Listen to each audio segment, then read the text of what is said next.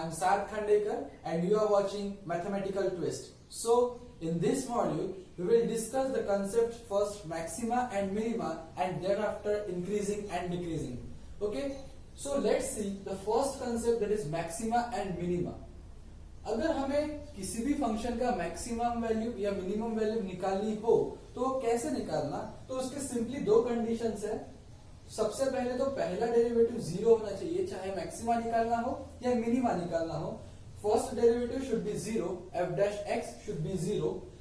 और अगर मिनिमा निकालना हो तो फंक्शन का सेकेंड डेरिवेटिव ये जीरो से कम होना चाहिए. और मिनिमा निकालना हो तो सेकेंड डेरिवेटिव फंक्शन का it should be greater than zero. Okay, तो ये हो गया मैक्सिमा और मिनिमा. अब एक एग्जांपल देखते हैं. एफ ऑफ एक्स है हमारे पास ये, और हमें इस फंक्शन की मैक्सिमम वैल्यू और मिनिमम वैल्यू निकालनी है. ठीक है, तो कैसे सॉल्व करेंगे. हमारे पास एफ एक्स है तो सबसे पहले हम एफ डैश एक्स निकालेंगे. ये होगा 6x square minus 18x plus 12.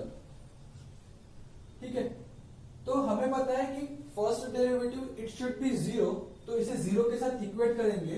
तो 6x square minus 18x plus 12 is equal to zero.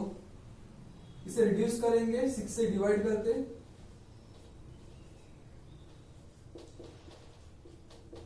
ठीक है, तो ये हमारे पास क्वाड्रेटिक इक्वेशन आ गया. अब हमें इस क्वाड्रेटिक इक्वेशन को सॉल्व करना है.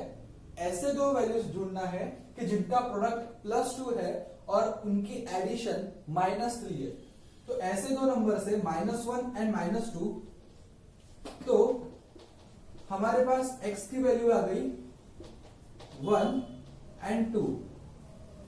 ठीक है, अब हम इसका फिर से एक बार डेरिवेटिव लेंगे, तो वो होगा f dash x, f double dash of x, ये होगा 12x माइनस 18. ठीक है, अब जब हम इस f डैश x में 1 और 2 डालते हैं x की जगह पे, तो ये f डैश x 0 होता है. ठीक है, अब यही दो वैल्यूज जब हम सेकेंड डेरिवेटिव में डालेंगे, तो अगर वो वैल्यू 0 से बड़ी रही तो वो मिनिमा होगा उस नंबर पे, और अगर ये वैल्यू 0 से कम आई तो उस नंबर पे वो मैक्सिमा होगा. तो सबसे पहले फॉर x इक्वल टू 1,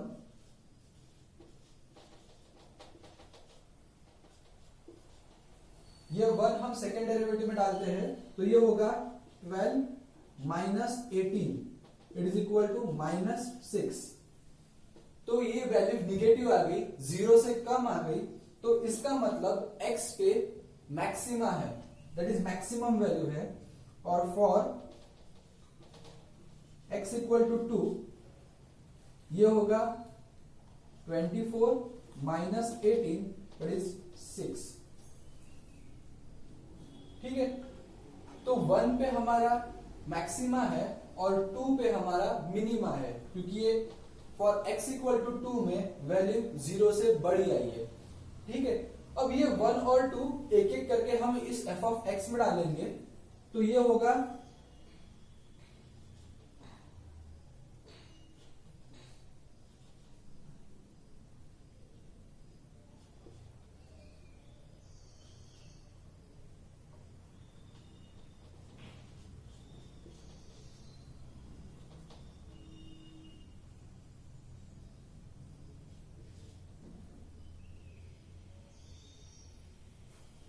अब x इक्वल टू 2 डालेंगे f ऑफ x में, तो ये होगा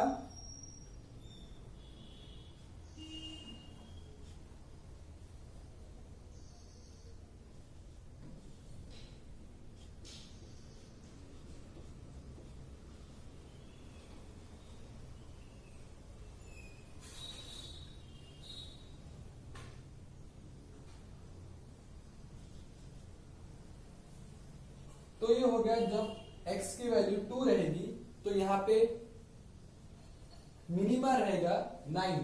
तो fx की सबसे बड़ी वैल्यू होगी 10 और सबसे छोटी वैल्यू होगी 9. ठीक है, मतलब f ऑफ x का मैक्सिमा होगा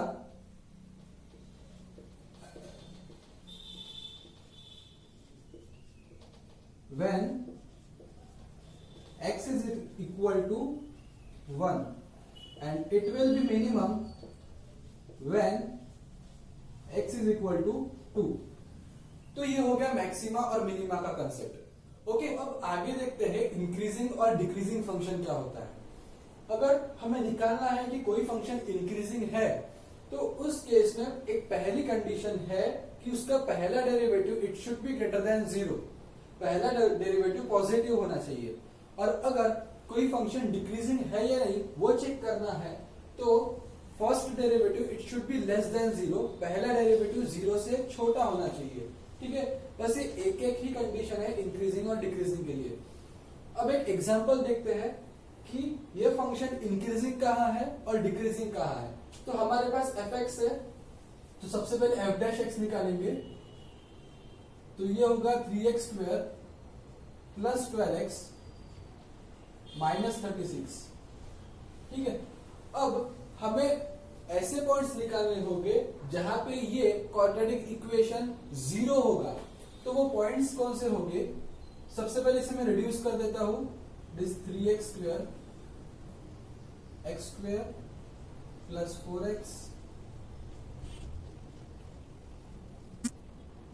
तो ये दो फैक्टर्स आ गए, x प्लस 6 और x माइनस 2, ऐसे दो नंबर जिनका प्रोडक्ट -12 है और एडिशन 4 है। ठीक है, तो ये फैक्टर्स आ गए। अब x की वैल्यू अगर -6 या 2 रही तो ये क्वाड्रेटिक इक्वेशन 0 होता है, लेकिन हमें 0 नहीं चाहिए।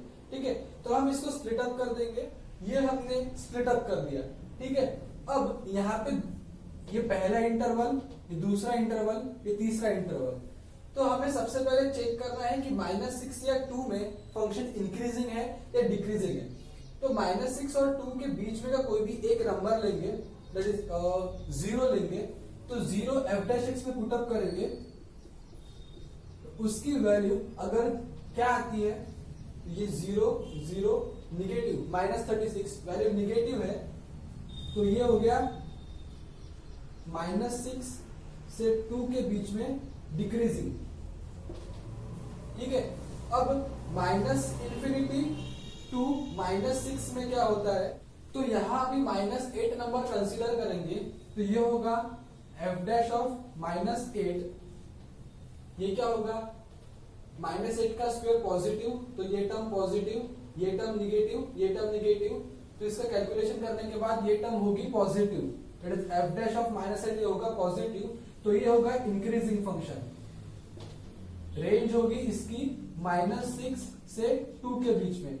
अब 2 से +∞ के बीच में एक नंबर कंसीडर करेंगे, दैट इज +3, तो f डैश ऑफ +3 होगा, यहां 3 डालेंगे तो ये टर्म होगी पॉजिटिव, तो 2 से +∞ तक ये फंक्शन होगा इंक्रीजिंग। ठीक है, तो अब हम फाइनल कंक्लूजन लिखेंगे, that is f of x is strictly increasing in the interval -6 to 2 union to +∞, and it is strictly decreasing in the interval -∞ to -6। ठीक है, तो अगर हमें एक फंक्शन दिया f of x, वो इंक्रीजिंग है या डिक्रीजिंग है वो निकालना है, तो सबसे पहले उसका डेरिवेटिव लेना, उसके बाद में वो डेरिवेटिव कहाँ इक्वल टू 0 होता है वो नंबर्स फाइंड आउट करना, फिर वो सारे नंबर्स एक नंबर लाइन में रिप्रेजेंट करना, फिर छोटे छोटे सेक्शंस बनाना, फिर हर एक सेक्शन में से कोई एक वैल्यू लेके f डैश x में पुटअप करना। अगर वो वैल्यू 0 से कम आती है तो उस सेक्शन में फंक्शन डिक्रीजिंग है, और अगर कोई सेक्शन में वैल्यू 0 से ज्यादा आती है तो उस सेक्शन में वो वैल्यू इंक्रीजिंग है, वो फंक्शन इंक्रीजिंग है। ठीक है, तो ये हो गया इंक्रीजिंग और डिक्रीजिंग का कंसेप्ट। तो अगर आपको ये वीडियो पसंद आया हो तो लाइक और सब्सक्राइब करना मत भूलिएगा। So thank you for watching this video.